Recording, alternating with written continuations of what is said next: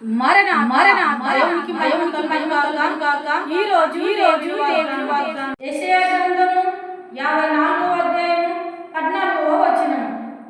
నీవు భయపడనక్కరలేదు, బాధించు వారు నీకు దూరంగా ఉందురు.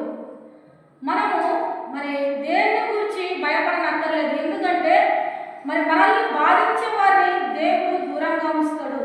కాబట్టి చిన్నదానికి పెద్దదానికి భయపడుతున్నావా? ఈ ఉదయకాలం వాగ్దానం చూస్తున్న ప్రియ దేవుని విశ్వాసులారా, అయితే దేని గురించి భయపడుతున్నావు? నువ్వు భయపడద్దు, ఎందుకంటే నిన్ను బాధించువారు నిన్ను బాధించు వారిని దేవుడు దూరంగా ఉంచుతాడు. ఇటు కృప దేవుడు అందరికి దయచేయనుగాక.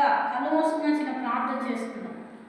దయగలిగిన తండ్రి, కృపగలిగిన యేసయ్యా, నీకు వందనములు, దేవానికి స్తుతులు, స్తోత్రములు.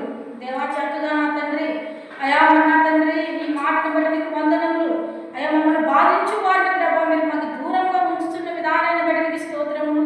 అయా, మీ ఉదయకాలం తండ్రి, ఈ మాటలను ప్రతి బిడ్డను జ్ఞాపకం చేసుకుని ఎవరు దేని గురించి భయపడక అయా మన తండ్రి నీ అంత ధైర్యం తెచ్చుకుని బ్రతికే కృపను, జీవించే కృపను మీరే సహాయం చేసి మహిమ పొందుమని యేసు నామమున ప్రార్థిస్తున్నాను తండ్రి.